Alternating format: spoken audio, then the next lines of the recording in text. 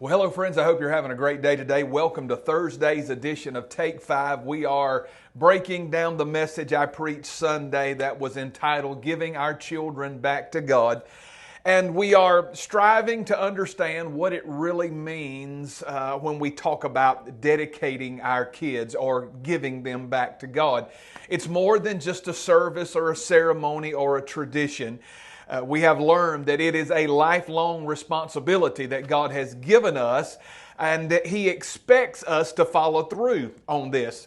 Now, we were talking yesterday about Abraham. Now, I know you can think about Hannah because that's the go-to passage when you talk about baby dedication. You can talk about Hannah, you can talk about Jesus, but Abraham, I believe, is a perfect example because of the sacrifice and the faith it required of that man of actually offering his son Isaac back to God. Yesterday, we learned that it is a test, first and foremost, when God gives us our children. Secondly, we learned it's hard work to give them back to God. And third, it takes a long time. It doesn't just happen overnight or in one service or ceremony. It's something that we will do all the days of our life. So you and I need to learn something from Abraham.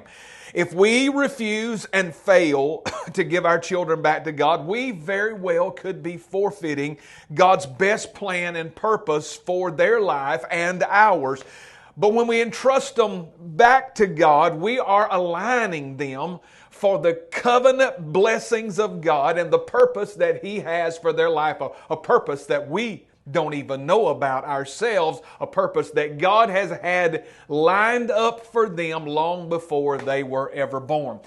Today and tomorrow, I want to name for you 4 things that I believe that God expects from parents out of this concept of giving our children back to God. Number 1, giving our children back to God is confirmation of your love for God.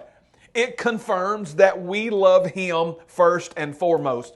You know, the first thing you're saying when you give your child back to God is simply this: God, I love you more than I love my child. Now, don't get me wrong, your child should be your most prized possession. And with a lot of parents, they are, but they cannot take the place of God. You will never love them like they need to be loved if you don't love God more. It just has to work that way. And that's in every situation. You'll never love your wife like she needs to be loved if you don't love God more. You'll never love your husband like he needs to be loved if you don't love God more. You will absolutely never, ever, ever love your children like a godly parent should if you do not love God more. Our example for this is found in Deuteronomy chapter 6, verse number 5. Instructions are being given there for Israel and how they are to pass the blessings of God from generation to generation and the instructions from generation to generation. And He says this to them in verse 5 of chapter 6, love the Lord your God with all your heart, with all your soul, and with all your strength. That's the first thing.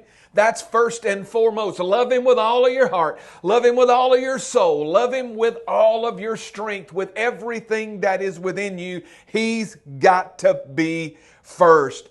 Jesus was very plain in Matthew 10:37. He said, anyone that loves their father or mother more than me is not worthy of me, and anyone that loves their son or daughter more than me is not worthy of me. God has got to be first. And that's exactly what Abraham proved by his willingness to give Isaac back to God. He was demonstrating his love and fear for God, that it was supreme over everything else in his life. Number 1, giving your child back to God is confirmation that you love God. Number 2, it is clarification of ownership.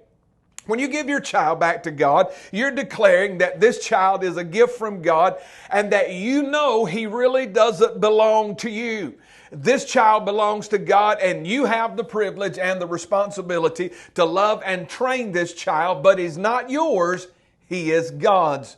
We are simply stewards. That's what parents are. We're stewards of the children that God has given us. They belong to Him, and we are supposed to manage them correctly. So this means we don't raise them according to our plans or dreams or goals or anything like that. We raise them according to His way and according to His divine word. God's the owner. We are the stewards.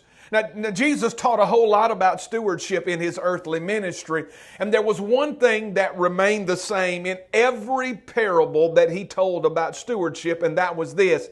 There would be a day of reckoning when the owner would come to inspect what the steward had done with his property. Think about that just for a minute. If we are the stewards of these children that God has given us, and if they truly do belong to Him, then there is going to be a reckoning day where we are going to have to give an account of how we managed these children God trusted us with. Giving them back to God is part of the process where we strive to follow the owner's plans for them and do nothing to hinder fulfilling the promise and the purpose that He has for their life. We are absolutely going to have to give account of how we manage the children entrusted to our care. Matthew chapter 18 gives us a great example of just how God looks at this idea of ownership and how God values these children and how well we should manage them. The disciples came to Him and said, "Who's the greatest in the kingdom of heaven?" And He said it was a little child. And He told them, unless you all become like little children, you can't enter the kingdom of heaven. And in verse 6, He gets very blunt with what He's saying. And He says, if anyone causes one of these little ones that believe in Me to stumble, it would be better to have a large millstone tied around their neck and to be drowned in the depths of the sea. God's pretty serious about that. If you make one of these children stumble because we didn't manage them properly, because we were bad stewards, because we were more concerned about ourselves or our dreams and desires for them than we were for God's, that's bad management for Him. And if we cause them to stumble along the way and miss the purpose that God has for their life, He said it's better for you to have a rock hung around your neck and somebody to drop you off a bridge somewhere. Now that's pretty powerful. That's important, friend. So understand two things today, that when we give our children back to God, number one, it's confirmation that we love God more than the child. And secondly, it's clarification of ownership. We recognize God's the owner and we are just the stewards. Well, hey, I look forward to being with you tomorrow on Friday's edition of Take 5. Until then, God bless you. Have a great day. Remember, friend, trust the Lord. He will never fail you.